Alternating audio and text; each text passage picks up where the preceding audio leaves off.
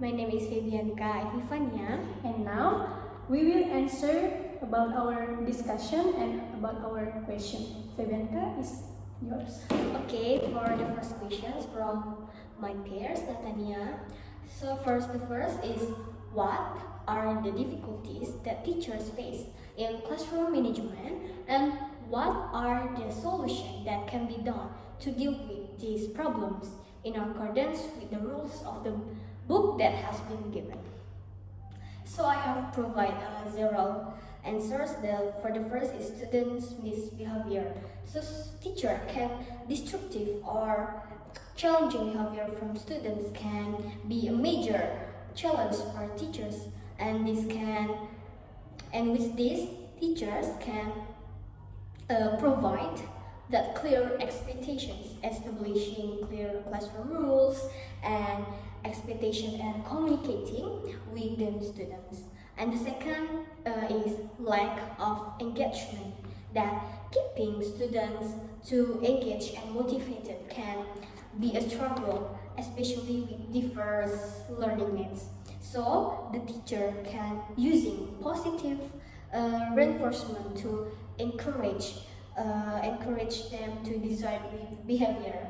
And the third is time management. So balancing the limited time available for students for instruction, activities, and transition can be tricky. So the teacher can applying proven classroom management techniques such as proximity control and non-verbal cues. And the last one, I think, is large class size, that managing a large number of students can be overwhelming, of course. And for that, teacher can arranging the physical classroom space to minimize distraction and encourage focus. Okay, that's all about the question and answer for the first question. Okay, so I will answer Febyancha's question. Number 1 is, in situation of limited resources or facilities, what approaches can be used to create a conducive learning environment?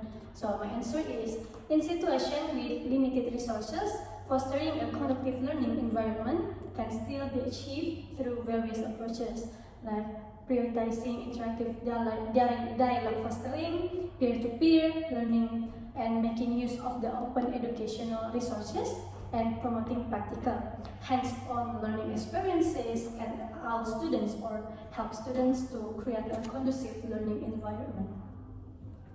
Okay, thank you, Nathania. So, for the second question from Nathania, what are the fundamental things that teacher must master in classroom management, and state why they are important in the classroom? So I have two fundamental that I think is very crucial things.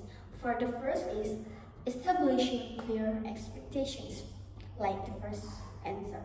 Teacher should set clear rules that in expectation for behavior, academic performance, and classroom procedures. So this is quite vital because it creates a structured and predictable environment, reducing disruptions and promoting a positive learning atmosphere.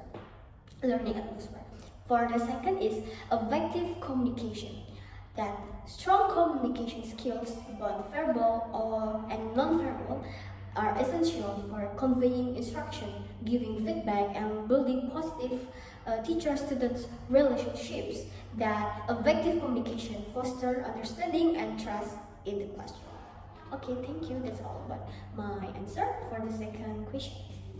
So about the second question is, how can teachers address the emotional and psychological needs of students when teaching an adverse circumstance like war or natural disaster in their areas? So my answer is, circumstance such a war or natural disaster, teacher can play a crucial role in addressing the emotional and psychological needs of their students.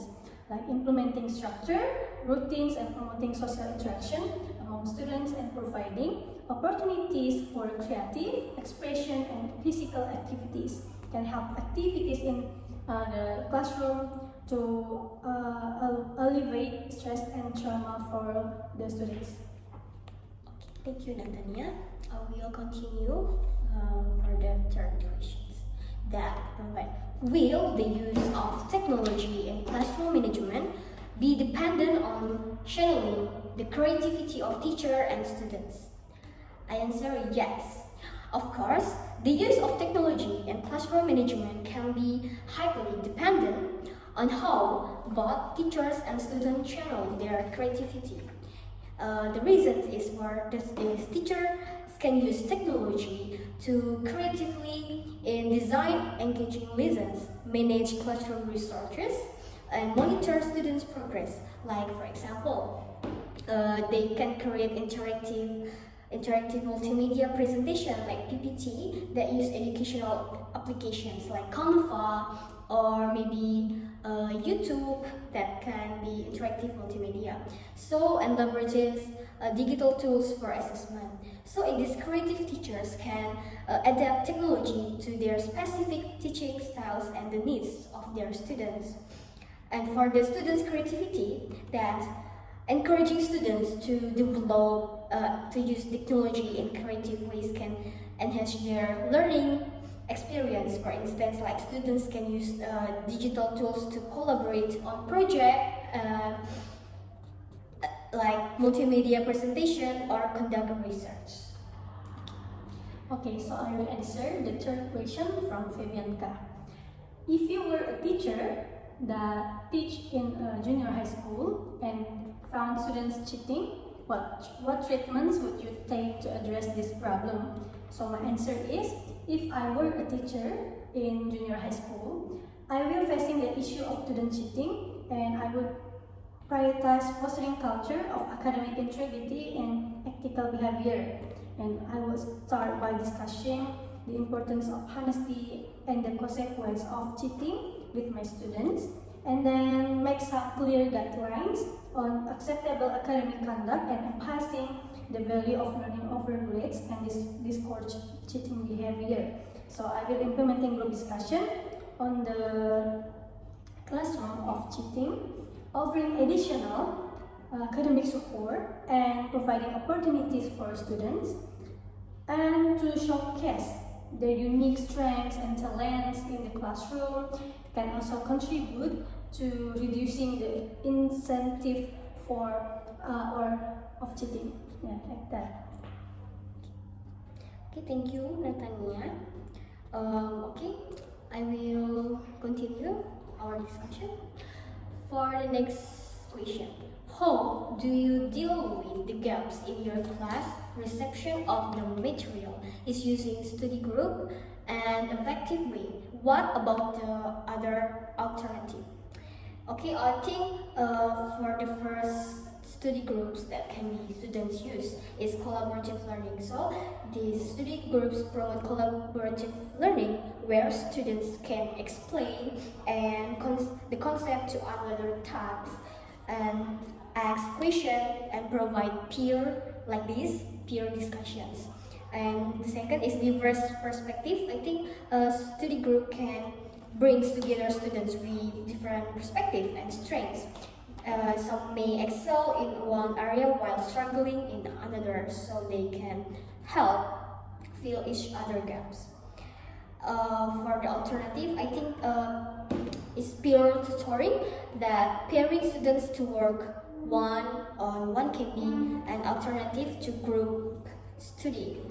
This allows for personalized support and is especially useful when one student is significantly ahead in subject.